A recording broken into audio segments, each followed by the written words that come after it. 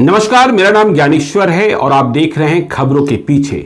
रोज रात 9 बजे एक नई कहानी आपको हम सुनाते हैं। अपराध की दुनिया की कई अनकही कहानियों को आपके साथ साझा करते हैं। तो आज हम कहानी सुना रहे हैं डिमांड पर। मेरी एक सहयोगी हैं गरिमा भारती।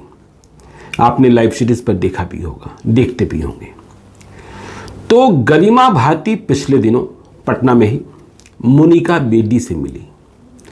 मोनिका बेदी का नाम तो आपने सुन रखा होगा। बॉलीवुड की actress, stage artist, big boss में भी शामिल हुई और इससे भी अधिक जो कुख्याति मिली, बदनामी मिली, वो मोनिका बेदी को मिली अबू सलेम के कारण। माफिया डॉन अबू सलेम जो अभी जेल में सड़ रहा है। वो अबू सलेम जिसने टी सीरीज वाले गुलशन कुमार की हत्या करा दी थी 12 अगस्त 1997 को, 1997 को। तो गरिमा भारती जब पिछले दिनों पटना में मोनिका बेदी से मिलकर आई तो मोनिका की खूबसूरती पर गरिमा अब भी फिदा थी। बोली, सर आज भी खूबसूरत लगती है, ऐसा सुनाइए ना मोनिका का। तो मुझे लगा कि हमारे दर्शक भी सुनना चाहेंगे। कई कहानियाँ आपने सुनी भी होंगी, लेकिन आज जो कहानी आपको हम सुनाने जा रहे हैं, भीतर की बातें बताने जा रहे हैं कि मोनिका बेदी जब पुर्तगाल की राजधानी लिस्बन से गिरफ्तार होकर और पहले पुर्तगाल की जेल में ही 3 साल रहकर इंडिया आई और फर्जी पासपोर्ट के मामले में जब भोपाल जेल में रही तो भोपाल जेल के जेलर और जेल के कई दूसरे अधिकारी कैसे मोनिका पर लट्टू हो गए थे। इस तरीके से फिदा थे कि जेल के भीतर मोनिका को नहाने के लिए खूबसूरती वाला साबुन, खूबसूरती बढ़ाने वाला साबुन, ब्यूटी शॉप डोब दिया जाता था। डब आपने नाम सुना होगा, बहुत ही फेमस ब्रांड है। इसके अलावा मोनिका की फिटनेस बरकरार रहे, इसके लिए खास इंतजामात किए गए थे। रोज़ 3 स्टार होटल से खाना मंगवाया जाता था, लंच और डिनर। इतना ही नहीं, उसे अनबरत देखते रहने के लिए यहाँ वहाँ सीसीटीवी कैमरा लगा दिए गए थे। और जब इस बात का पर्दा उठा कि बाथरूम में भी सीसीटीवी का कैमरा लगाया गया है, तब जाकर हंगामा मच गया था। जेलर साहब बाद में दूसरे मामले में गिरफ्तार कर लिए गए थे। तो मोनिका बेदी की कहानी, अबू सलेम की कहानी आज आपको हम सुना रहे हैं खबरों के पीछे में। तो देखिए, मोनिका बेदी की खूबसूरती बरकरार है। उम्र आज की तारीख में 46 साल, 46 ईयर्स हो गई है। मैं मोनिका बेदी के बारे में और जानने की कोशिश करता हूं, जो मेरी रिसर्च टीम करती है। तो मालूम होता है कि 18 जनवरी 1975 1975 को मोनिका का जन्म पंजाब के होशियारपुर में हुआ था। डॉक्टर प्रेम कुमार बेदी और शकुंतला बेदी की संतान मोनिका बेदी हुई। लेकिन इनके पिता डॉक्टर प्रेम कुमार बेदी और मां शकुंतला बेदी जब मोनिका 4 साल की ही रही होगी तो 1979 में नॉर्वे चले जाते हैं। यह भी साथ में चली जाती है। लेकिन जब खूबसूरत मोनिका बड़ी होती है तो वह पढ़ने को फिर से इंडिया आ जाती है। इंडिया में ही ग्रेजुएशन करती है, लेकिन आगे लिटरेचर, साहित्य पढ़ने को वो ऑक्सफोर्ड यूनिवर्सिटी इंग्लैंड चली जाती है। तो इंग्लैंड की जर्नी भी हो गई, फिर से इंडिया आती है। ग्रेजुएशन पहले कर चुकी है, अब वह फाइनल पढ़ाई दिल्ली यूनिवर्सिटी से कर 1995 में फिल्मी कैरियर को चुनती है। आगे फिल्मी सफरनामा शुरू होता है, स्टेज शो शुरू होता है। आपको याद होगा 2000 के आसपास मोनिका की फिल्म आई प्यार, इश्क और मोहब्बत, जोड़ी नंबर 1। तो ये 2 फिल्में थी जिसकी चर्चा हुई, मोनिका की खूबसूरती की चर्चा हुई। लेकिन इसके बाद मोनिका के जीवन का काला अध्याय शुरू हो गया, या यूं कहें कि इसके पहले भी शुरू हो गया। देखिए, जैसा मैंने बताया कि अबू सलेम इंडिया का बहुत बड़ा डॉन उत्तर प्रदेश से गया था और मुंबई में उसने कोहराम मचा दिया था। गुलशन कुमार की हत्या करा दी थी। वह भागकर दुबई रह रहा था। मोनिका की बातों को माने तो दुबई से स्टेज शो का ऑफर मिला था और वह स्टेज शो करने 1998 में 1998 में दुबई गई थी। और इसी स्टेज शो में पहली बार अबू सलेम से मोनिका बेदी की मुलाकात होती है। मोनिका सच कह रही है या झूठ कह रही है, यह मोनिका का दिल जानता होगा। लेकिन मोनिका का कहना है कि वह अबू सलेम को नहीं जानती थी, वह अबू को जानती थी और उसने अपना नाम अरसलान अली बताया था, जो स्वयं को एक बिजनेसमैन बताता था। हालांकि तब तक अबू सलेम की तस्वीरें इंडिया के अखबारों में, इंडिया की टीवी पर चलने लगी थी। इसलिए मैंने कहा कि मोनिका कितना सच बोलती है, कितना झूठ बोलती है, यह मोनिका के दिल को पता है। लेकिन मोनिका बेदी ने कहा कि पहली मुलाकात उस स्टेज शो में हुई और इसके बाद से ही उन दोनों के बीच कोई कनेक्शन स्थापित हो गया था। दिल की गहराइयों से दोनों के बीच बातें होने लगी थी और बातें छोटी मोटी नहीं, लंबी लंबी बातें। आप कह सकते हैं दिल आ गया था दोनों का एक दूसरे पर। दोनों एक दूसरे के प्यार में गिरफ्तार हो चुके थे। स्वयं मोनिका ने कई मौकों पर कहा कि मैं जब मुंबई लौट आई तब भी मैं अबू सलेम के, जिसे वो तब अबू ही कहती थी, उसका तो कहना था मैं अबू सलेम को जानती ही नहीं थी, जो इंडिया का मोस्ट वांटेड था। तो अबू के फ़ोन का मैं इंतज़ार करती, अबू भी मेरे फ़ोन का इंतज़ार करता।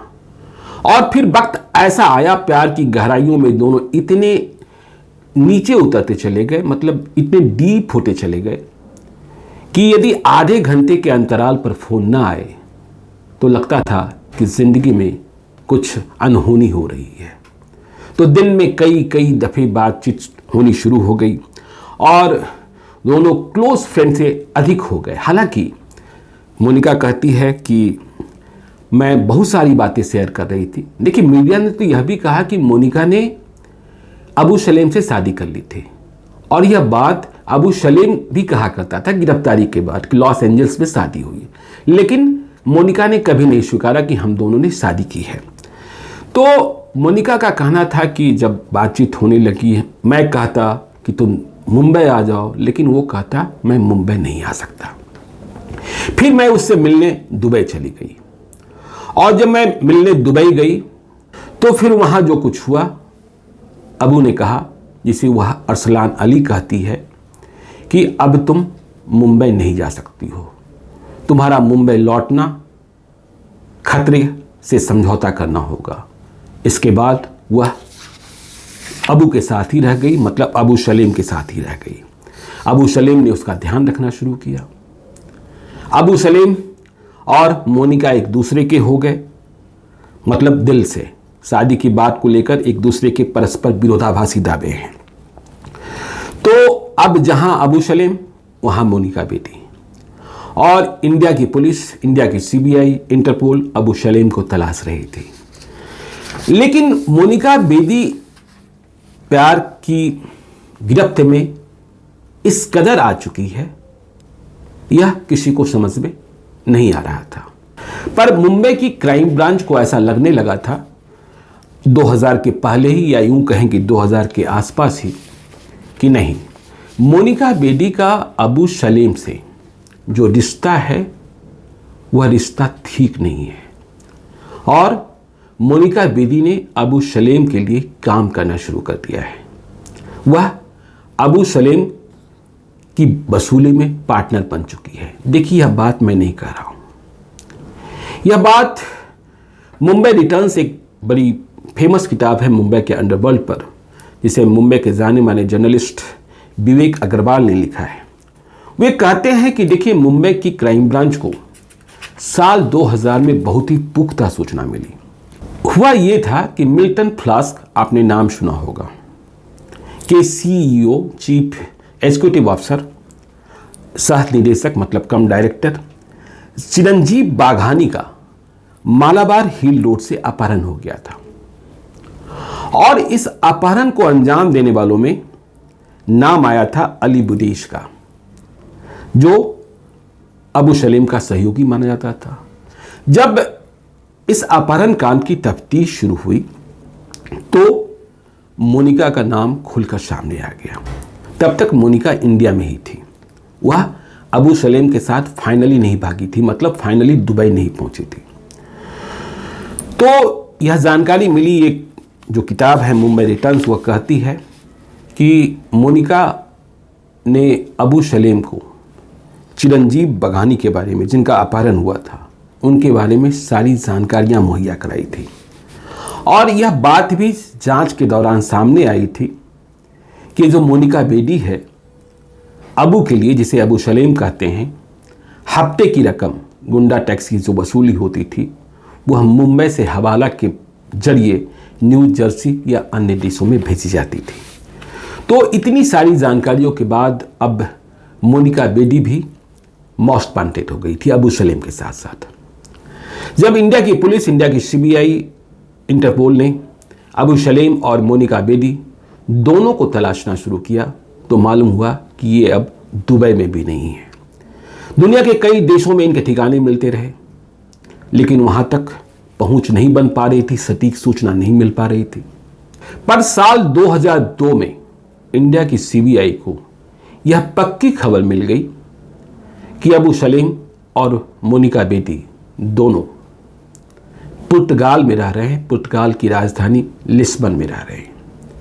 इस देश का चयन भी, इस देश का सिलेक्शन भी दोनों ने मिलकर किया था, क्योंकि उन्हें पता था कि यदि इंडिया की पुलिस, इंडिया की सीबीआई वहां पहुंच भी जाती है, वे गिरफ्तार भी कर लिए जाते हैं, तो उन्हें भारत लाया जाना संभव नहीं होगा, क्योंकि तब भारत के साथ पुर्तगाल की प्रत्यर्पण संधि नहीं थी। मतलब एक दूसरे देश में यदि अपराधी एक दूसरे देश की गिरफ्तार किए जाते हैं तो उन्हें सुपुर्द कर देने की संधि, समझौता नहीं था।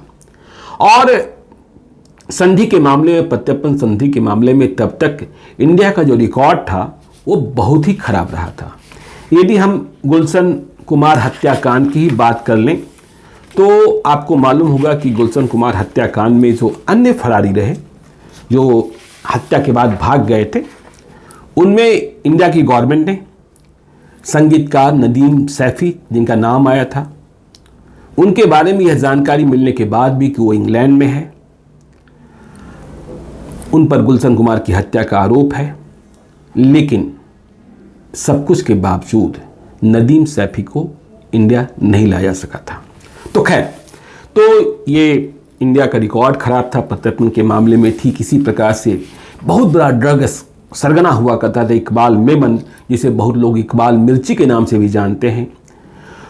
1995 में इसे भी इंडिया लाने की कोशिश की गई थी इंग्लैंड से, वह भी कोशिश कामयाब नहीं हो पाई थी। तो जब मोनिका बेदी और अबू सलेम के बारे में खबर मिली कि ये दोनों पुर्तगाल की राजधानी लिस्बन में रह रहे हैं और इनका एक क्लब में जो चिन्हित कर लिया गया था वहाँ नियमित आना जाना है, तो जो हमें जानकारी है और जो मीडिया रिपोर्ट्स करती है, इंडिया की सीबीआई ने एक स्पेशल टीम का गठन किया और यह टीम लिस्बन में जाकर कैंप करने लगी। लिस्बन में सीबीआई के अधिकारी डायमंड मर्चेंट, मतलब हीरो के व्यापारी के रूप में रहने लगे।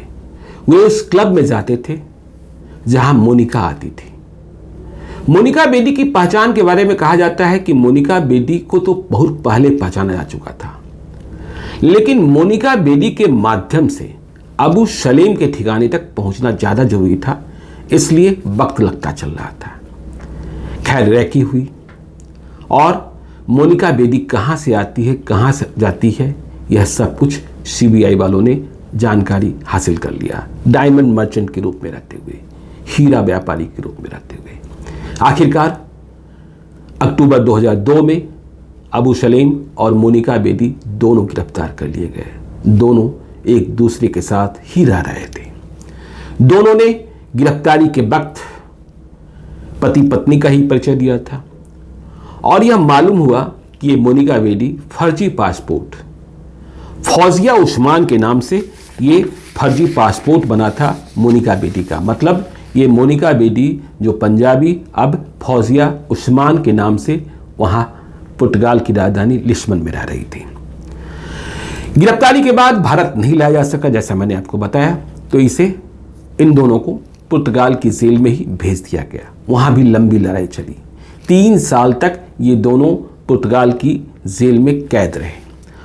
जेल में दोनों साथ कैद नहीं किए गए, एक ही जेल में थे लेकिन अलग अलग, और दोनों की मुलाकातें भी नहीं हो पाती थी। लेकिन दोनों के दिल बहुत करीब थे। लेकिन जेल के भीतर मोनिका टूटने लगी, मोनिका के सपने खत्म होने लगे। अबू सलेम जेल के भीतर इसी अंदेशे में था कि आज न कल फिर मोनिका से मुलाकात होगी। पर जब जेल में मुलाकात नहीं होती, आमने सामने बात नहीं होती, फ़ोन पर भी बात नहीं होती, संभव कहाँ था, भारत की जेल तो है नहीं जहाँ आप फ़ोन पर सब कुछ बात कर ले। तो मोनिका ने अबू सलेम को जेल के भीतर खत लिखना शुरू किया, लव लेटर कह सकते हैं। लेकिन इस लव लेटर में अब प्यार और मोहब्बत की बातें नहीं होती, अब दिल एक दूसरे पर लुटाया नहीं जाता।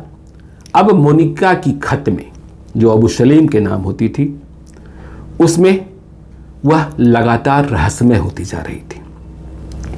बाबू कहा करती थी अबू सलेम को, तो वह खत में लिखती, मैं फिर से एक कोट कर रहा हूं कि वह खत में क्या लिखती थी कि बाबू तुम्हें खुदा बुला रहे हैं। मतलब मोनिका अबू सलेम को लिख रही थी कि बाबू तुम्हें खुदा बुला रहे हैं। जब यह खत अबू सलेम को मिलता तो वह समझ नहीं पाता कि मोनिका कह क्या रही है। जिस पर उसने सब कुछ कुर्बान किया, वह मोनिका कह रही है खुदा बुला रही है। तो अबू सलेम की परेशानी बढ़ती जाती। फिर और भी खत सामने आए। एक खत में मोनिका ने लिखा कि लगता है जो हमने नई मजहबी आस्था, अब जेल के भीतर ये जो मोनिका है फौजिया उस्मानी जो बन गई थी, मूल रूप से पंजाबी, अब उसने ईसाई धर्म को अपना लिया। तो उसने एक और खत लिखा जिसमें अबू सलेम को वह लिखती है कि सुप्रीम कोर्ट ने जो फैसला सुनाया है उससे वह हिल गई है, इसलिए उसने ईसा मसीह के पास जाने और ईसाई बन जाने का फैसला किया।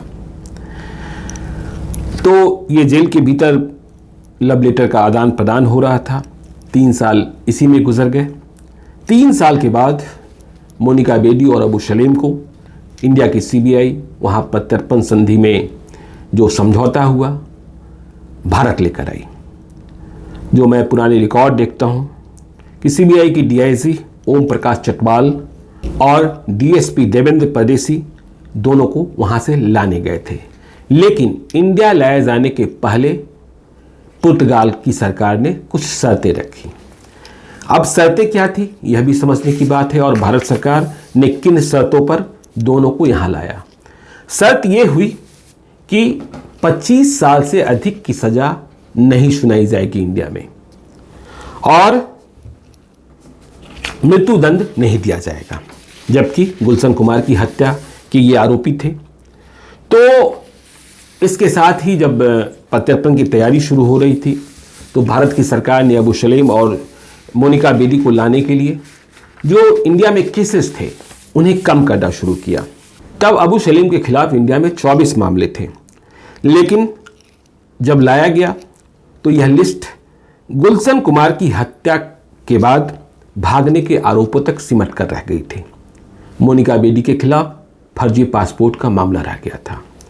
इंडिया लाए जाने के बाद अबू सलेम को देश की सबसे सुरक्षित जेल में एक शामिल मुंबई के आर्थर रोड जेल में एक अंडा सेल में बंद कर दिया गया, क्योंकि खतरा यह भी था कि वहाँ उस पर जो दूसरे गिरोह हैं हमला कर सकते हैं। याद रखिएगा कि मोनिका बेदी ने एक इंटरव्यू में यह भी कहा था कि जब अबू सलेम से वह पहली बार मिली थी अबू के रूप में, एक व्यापारी के रूप में, उसके पहले वह छोटा शकील और दाऊद इब्राहिम का नाम नहीं सुनी थी। यह बात समझ में नहीं आती है, सत्य से परे मालूम होती है कि दाऊद इब्राहिम और छोटा शकील का नाम नहीं सुनना या और कोई बात होना। फिर अबू सलीम से इस तरीके से स्टेज शो के दौरान मुलाकात हो जाना जिसे इंडिया की पुलिस खोज रही थी। तो खैर, मोनिका बेदी को भोपाल जेल में कैद किया गया। पहले वह और भी कहीं रही।